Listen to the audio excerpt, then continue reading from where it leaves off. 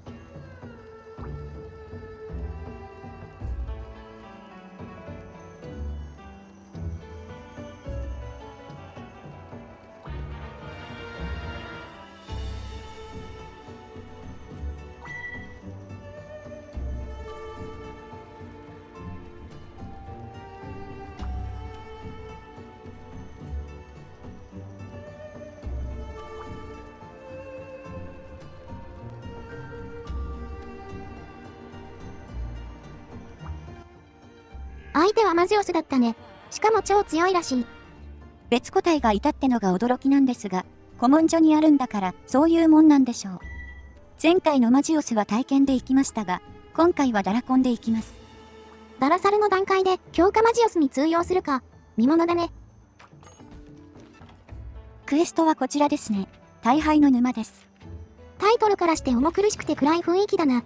通常クエはもっとかっこいい感じだったが。報酬金45,900ゼニーとかなり高額ですね。これだけでも難易度が伝わるようです。それではやっていきましょう。おーし、気合い入れていくぜ。頼むぞダラサルくん。ちなみに装備は前回のままです。高耳、挑戦者に技物、耐震ですね。耐震は無意味ですが、まあ特に問題ないでしょう。最初は激流層を狙いたいんだが、せっかくなんで挑戦者を発動させてから当てたいな。スキルームで火力だいぶ違いますからね。ダウン時には怒っててくれるとありがたいです。基本的な立ち回りとしては、体験の時と同様、流体 V か後ろ足を狙います。ボディープレスには常に注意ね。と言っても一撃で落ちるほどの火力じゃないんだが。強化クエとはいえ、意外と攻撃力は伸びませんね。防御650もあれば十分でしょう。このクエ、若干肩透かし感あるよな。もちろん簡単ではないんだけど、あのマジオスの強化クエってことで、世紀末みたいなステータスを想像してたが、意外とステータスの強化は限定的ですね。正直、通常クエとあまり違いを感じませんでした。まあ、武器が違うっていうのもあるんだけどね、相対的な難易度はそこまでな気がする。さあ、しれっと戻り玉を使いまして、キャンプにやってきました。言っても、ダメージはめっちゃでかいので、飛躍や大粉塵は非常にありがたいです。今回は超同分まで戻り玉を持ち込んだよ。ことあるごとにキャンプに帰るつもりだ。激流ソウチャンスに飛行時など、フルで持ち込むのおすすめですね。それでは、最初の激流ソウ、張り切って起動していきましょう。エキス、切れ味、挑戦者の発動。状態としては完璧だね。ヒットしたら背中を殴りに行くよ。この時、爆破が起きてくれるとスムーズに壊せる。緊急クエとは別個体のようですが、この子の背中にもしっかり激流層がついていますね。普通に考えて初代激流層ではないはずですが、他の拠点を襲った時に取り込んだんでしょうか。まあ、激流層自体はドンドルマ以外にもあるしな。よそでパクってきたんだろう。メタ的に言えば、グラフィックが固定されてるだけですが、どうしても背中についちゃうもんなんですかね。火薬を食べる時の体勢とかで、ちょうど背中に槍が来るんじゃないか。他の拠点って言っても、防衛施設って似たような作りのところが多いし。確かに、激流層がある巨大な施設の防壁は、どこも同じような見た目してますしね。で、今大技の叩きつけを食らいましたが、怒り中でも余裕を持って耐えられましたね。これが非属性の攻撃だと危ないんだけど、物理攻撃はこんなもんなんだよね。一撃で終わらないだけでかなり気が楽だよ。割と良心的な設定だと思う。総中魂なら3色で防御アップと不動効果があるので、安全度はかなり高いですね。イベクエ個体以外を剣士でやるなら、総中魂は一番おすすめの武器種です。単純に動きについていけるのも大きいよね。攻防ともに総中魂の強みが出やすい。それに常に柔らかい部位を殴れるわけじゃないから、基礎的なモーション値がものを言うんだよな。あ、尻尾に当たっちゃいました。まだまだ位置関係の把握が不完全ですね。どうしても交戦経験が不足してるからな。戦闘時間も長いから回復系はカツカツだよ。グレートだと全然追いつきませんからね。基本は飛躍と大粉塵を使っていきます。不安な場合は尻尾切断を優先するといいですね。サブタゲの支給品も豪華です。武器がちゃんとしてればダメージは足りるはずだからね。とにかく安全に立ち回ろう。ダラサルは爆破を持っていますからね。マジオスは爆破ダメージが500出ます。総体力に対する割合は少なめですが、耐性値的には十分有効と言えますね。爆破のメリットは何と言っても前半戦を乗り切る力が高いことだね。重油がない部位でも蓄積できるから、慣れないうちは非属性より頼りになるよ。ダラサルの制作に踏み切ったのは、このクエを見越した部分が多いですね。強化マジオスはコンでやりたかったからね。もちろんララコンなら目玉にもなる打算はあったが、非属性コンはどのみちイベクエなしだと強力なものは作れないしな。下流武器を除くとケチャ武器しかないですからね。あれも別に弱い武器ではないんですが、汎用性やらもろもろ考えてダラサルに落ち着きました。古文城カムをやってみて、改めてダラサルのポテンシャルに驚いたよ。いくら数値面は優秀だとしても、極限強化とか切れ味がネックになると思ってたからな。ただでさえ爆破魂は選択肢が豊富ですからね。裏木武器がほぼ同時期に解放されたり。最終盤にはなるが、バルカン武器もあるしね。あれはいくらなんでも遅すぎだが。とはいえ、さすがに切れ味白の短さはごまかせないな。この戦闘で何回も研ぐことになるよ。ペタンの白に慣れてるとさすがに物足りないですね。ペタンが長すぎるとも言いますが。確か、ダラサルに匠をつけた長さよりスノペタンの方が白が長いはずです。ここはもう気合を入れて研ぐしかないね。幸い、研ぎチャンスをたくさんもらえるよ。今回は研魔術をつけていませんが、特に問題はなさそうです。その代わりに防御術をつけてるね。これも役に立ってるのかは微妙だが。落ちるのが一番ダメだから、少しでも生き残る確率が上がるならいいだろう。17分30秒が経過したところで後半戦突入です。体験の時は22分くらいだったので早いですね。やっぱり基本的なダメージ効率は今が上だな。これだけ早いとだいぶ希望が見えるね。あ、飛びましたね。今回は叩き落としたいと思います。高速弾を2回当てれば落とせるよ。一つは地面に最初からあるやつで OK。ちょうどいい位置にいるね。このまま狙っちゃおう。お見事、ヒットしましたね。では、続けて2発目いきましょう。尻尾を1段階破壊すると高速弾を落とします。今回はちゃんと拾っておきました。これ、決めれば長いダウンになるよ。確実に当てていこうね。よーし、無事にヒットだ。エキス状況とかも問題なし。頭が邪魔で背中に行けないので、とりあえず頭を殴りましょうか。でかい頭に赤い目が開いてて迫力満点だな。油もめっちゃ流れてるし。そのまま加えられたら一発アウトですが、ダウンのショックの方が大きいようです。ちなみに頭より胸の方がわずかに柔らかいです。ダメージ狙いならなるべく胸を殴りましょう。総中魂ならダウン以外でも直接胸を殴ることも可能だね。後半になると爆破の勢いは落ちるが、物理で削れるから問題はないよ。後半は爆発する重油などに注意が必要ですが、かわすのはさほど難しくありません。むしろ足が止まらない分、前半よりも窮屈さは感じないと思います。体験みたく足を止めることも少ないからね。フィールドを広々使っていこう。あ、尻尾切れました。サブタゲ達成ですね。よっしゃ、ダウン中に背中行くぞ。おっと、背中破壊もできたか。一度に色々起こったな。それじゃ、早速起動しましょうか。どこさんの激流層くんか知りませんが。当たり前ですが、落ちた激流層は 100% 起動することができます。世界初の激流層ってどこで作られたのかね。ドンドルマの初代がそうなのかな。海底遺跡にもありましたしね。あれは相当昔からあるものでしょうし。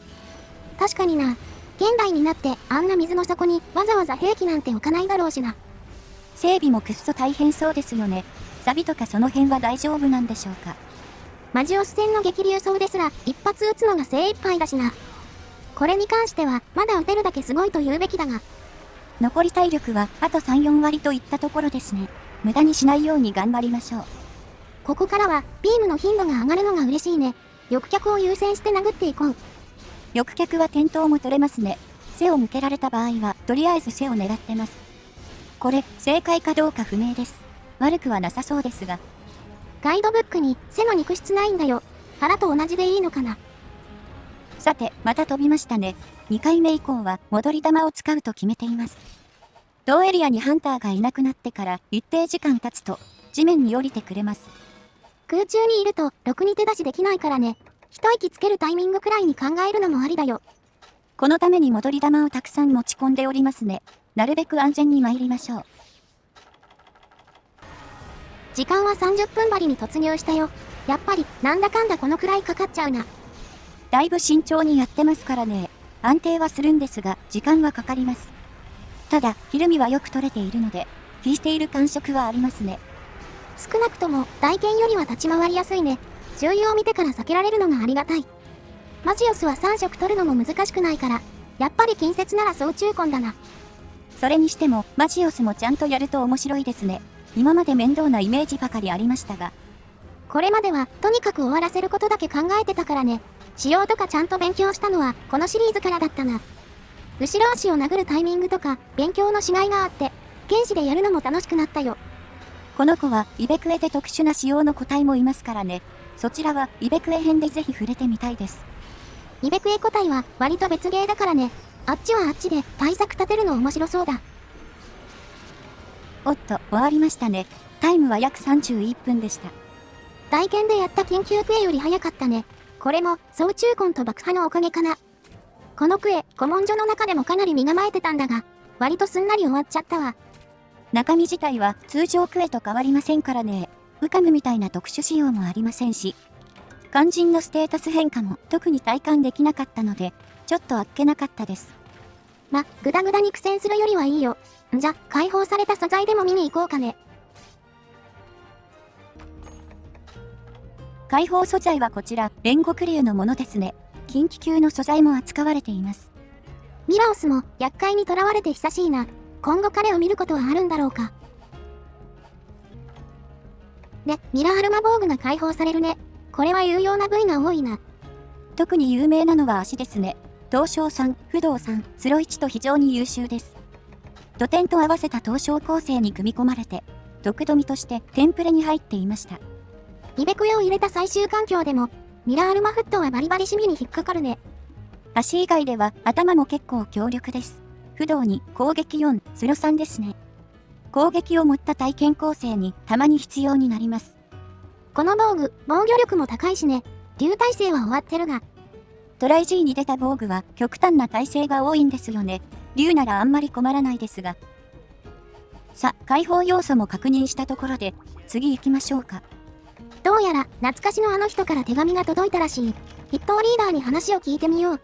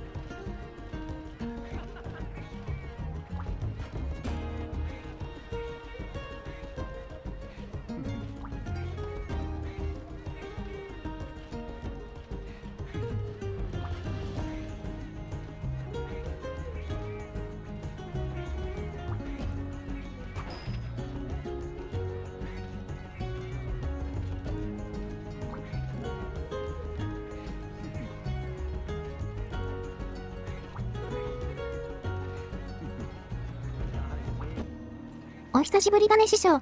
内容はクエ以来だけだったが。これが 4G 版の村最終ですね。なんと極限個体3連戦となっています。相手はディア、セルレ、ジョーだね。これも総中魂でやっていこう。正真正銘、村クエはこれが最後です。気合い入れていきましょう。王子やるぞ。支給品はないから闘技場に直行だ。正面の入り口から入ると発見を回避できることが多い気がします。ポイントとしてはディアブロスに見つからないことです。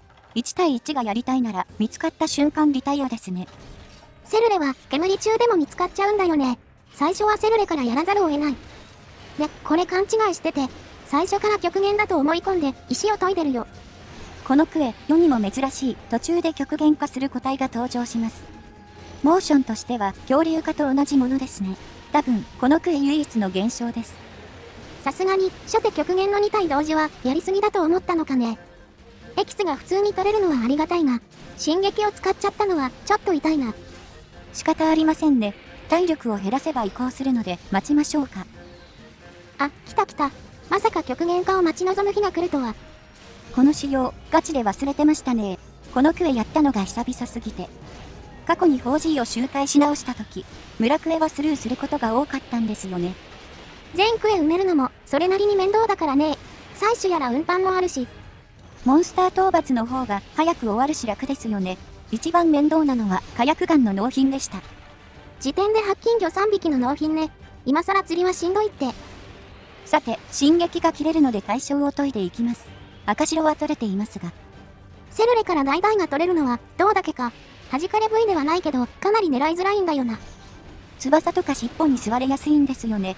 転倒時にめり込んで取るのがいいのでしょうか。転倒時は足を攻撃するチャンスでもあるので、悩ましいところです。少しやった感じ、転倒はかなり取りやすいからね。ダウンさせて、さっさと解除を狙った方がいいのかも。ステータスの水準もよくわかりませんしね。おそらく体力は抑えめなんでしょうが。とりあえず、油断はしないでいきたいね。煙と回復だけには注意して。ディアブロスの動向にも一応注意だな。さっきから全然画面に映らないけど。意外と行動範囲狭いんですよね。あ、解除できましたね。これでエキス採取の心配はなくなりました。よしよし、進撃研いだ時はやらかしたと思ったが、なんとかリカバリーは効いてるぞ。であれ、セルで終わっちゃった。こんなに体力低いのか。これはがっつり調整されてそうですね。嬉しいやら残念やら。では、すぐディアブロスに取り掛かりましょう。よし、ディア戦だ。こいつはなるべく早く終わらせないとな。このクエ、3頭目にジョーが出現しますが、2頭倒すまで待ってくれるわけではありません。どうやら、1頭目を倒してから3分後に強制的に出てきちゃうみたいです。煙とか分断は用意されているが、3分でもう片方を片付けろってことだね。割と厳しい条件ではあるが、さっきのセルレを見る感じいけそうだな。体力は相当少ないみたいですからね。くだらなければ3分もあればいけるでしょう。早速極限化に移行だね。石が両方切れてるのが若干不穏なんだけど。変なとこで進撃使ったのが響いてますね。再使用まで少し我慢ですか。3色取れてないのがだるい。足でこかされるのが鬱陶しすぎる。代々が取れるのはどうですが、極限中って取れるんでしたっけ？わからん。セルレと似たような感じだな。足殴ってさっさと解除した方がいいかもしれん。火力的には十分すぎるほどだから、体力的に削りを優先した方がいいかもな。ですね。とりあえず、進撃が復活したので使っていきます。あとは、ディア君の行動次第でしょうかね。潜ったり突進連打はやめてほしいです。とにかく足ダウンを狙っていこう。動かさなければすぐ終わるはずだ。ダウンは取れました。が、この辺ちょい雑ですね。多分弾かれ部位殴ってますよ。セルレの体力の低さを見て、ご利用し気味だね。さすがにまだ終わらんだろうに。なんかもどかしいですね。殴れそうで殴れません。ああ、潜んなって。ジョー君スタンバってるんだからさ。がっつり風圧も食らっております。3色がないと不便ですね。で、極限なので飛び出しも使ってきます。坂の上に行かれるのもまた厄介です。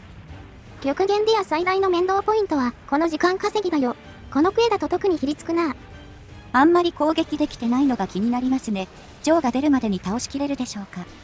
とにかく足を殴って、転倒と解除を狙っていきます。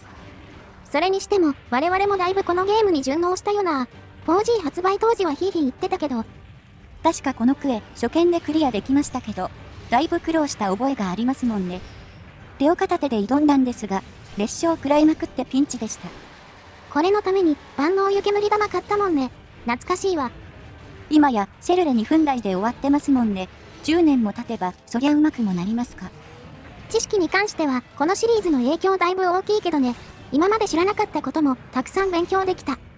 自分で調べることはもちろん、コメントでも細かい仕様を教えてもらったりしましたね。10年経ってもまだ知らないことがあるとは、本当に奥が深いゲームです。お、ディアも終わった。解除してすぐだったね。5分半で2頭終わりましたか。本当にめちゃくちゃ体力低いですね。入れ替わるようにジョーが登場だね。こいつも体力低いのかな。どうでしょうね。高くはないと思いますが、必ずしも2頭同時にはなりませんからね。エキス状況が不安ではありますが、対象が続いてるうちに解除を進めましょう。総中根用の装備は汎用性を重視してるけど、大丈を意識した構成にしてるよ。高耳、挑戦者、耐震、上に欲しいものが揃ってます。かなり快適な狩猟ができますね。こいつも足狙いでいいね。足以外まともに切れないだけだけど。あ、赤が切れそうですね。ちょっとまずいです。赤が取れるのは頭部と胸なので、進撃がないと取れなくなりますね。3色揃わないのはまだしも、赤が取れないのは致命的だな。手数が激減しちゃいますからね。攻撃スピードも落ちますし。極限解除の上ではモーション値が稼げないのが非常に厄介です。進撃が戻るまでまだちょっとあるな。逃げるだけなのももったいないし。仕方ありません。ちまちま殴っていくしかないですよ。多少は解除値溜まってるはずです。それに逃げ回るのにもリスクありますからね。突然の飛びかかりには注意が必要です。極限ならではのコンボだよね。捕まると面倒だ。おっと、解除できたぞ。あとちょっとだったんだな。解除さえできちゃえばこっちのもんですね。ここから爆破も通るようになります。上には爆破が通りやすいので、ここで一気に削りたいですよ。爆破のダメージは300だね。フカムとかと同じなんだよな。しかも、耐性値の上がり方も緩やかだし、明確に有効だと言えるね。このクエは総体力が低いので特に有効ですね。爆破武器が攻略におすすめです。あとは、つまらん竜やられとかもらわないように注意だな。おつったら取り直しだぞ。これテイク1ですしね。一発でうまく決めてください。ここまで来たら10分以内に終わらせたいよね。ジョーが出てきた時残り5分だったし、いけそうじゃね。攻略段階で師匠からの試練5針は結構熱いですね。村の最終でも難易度は高い方だと思うので、4G 投稿者の意地を見せていきましょう。今のところ、解除後は順調かな。足か胸をうまく狙っていこう。おっと、エキスが切れそうですね。回収しとかないと面倒ですよ。切れ味回復を優先したけど、どうかなこれ。最局がもうすぐなんだよな。ああ、再局しちゃいましたね。ただ、今回は進撃があります。大々は取れてるから3色にしちゃおう。これでフルパワーだ。このクエスト中、全然3色揃わなかったから、ここでようやく本領発揮だよ。前の2体はそんな暇もなく終わりましたからね。エキスの取りにくさもありましたし。あとはジョーを倒すだけです。なるべく前のめりに行きましょう。やべ、シンプルに回避ミスって食らった。危ないとこだったぜ。もう最後の最後ですからね。ここから移るのはやめてくださいよ。ダウンが1回取れれば話が楽なんだが。お、取れましたね。足に集中攻撃です。よーし、とにかくボタンを連打しろ。なんとしても5針で収めるんだ。あとは、ララサル君を信じましょう。よーし終わり。ギリギリだけど10分に収まったぞ。いやー、お疲れ様でした。これは気分よく終われましたね。やる前は目標とか考えていませんでしたが、まさかこんな早く終わるとは思いませんでした。これ、玉竜玉厚みには適してるかもね。効率だけで言えばダントツだよな。モンスターの種類がばらけてるので、ちゃんと倒した分の極竜玉がもらえますからね。10分で3つと考えると、確かに割がいいクエストです。なんかハニトリもめっちゃ豪華だった。宝玉と滅輪出たぞ。これは助かりますね。ちょうど、バンギス X 腰用に欲しかったので。いや、いろいろと実りもあるクエストだった。それじゃ、一等に報告に戻ろう。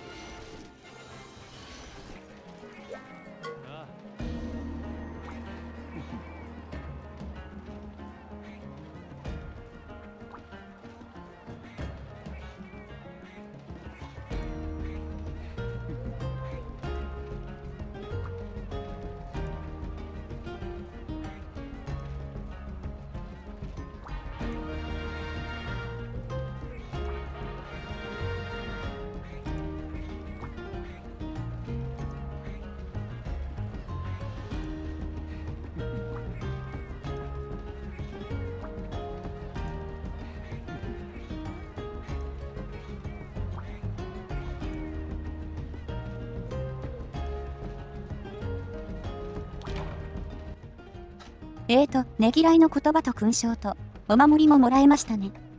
玉元3頭も出てるクエだしな。さぞ強いお守りなんだろう。ああ、そうですね。まあ悪くはないんじゃないですか。まさかこれ広域12スロットなし。いくら秀夫だからってこれはないんじゃないの。もうオンライン終わってるんだけど。これ、いくらなんでもしょうもなさすぎですね。回復量アップとスロ3でもあれば、まだわかりますが。まあ、めっちゃ苦労したわけでもないですし、これでよしとしましょう。なんか釈然としないが、まあいっか、締めに入ろう。さて、強化マジオスと試練、無事超えましたね。すんなり言ってよかったです。特にマジオスの方はずっと不安だったから、難なく終わってよかったよ。ダラサルを作ったのがマジで正解だった。みんなも総中魂を作ろう。いよいよ古文書もあと2冊ですか。引き続き頑張っていきましょうね。だね。そろそろ探索もやんないとだ。ほいじゃ、次の動画で。またね。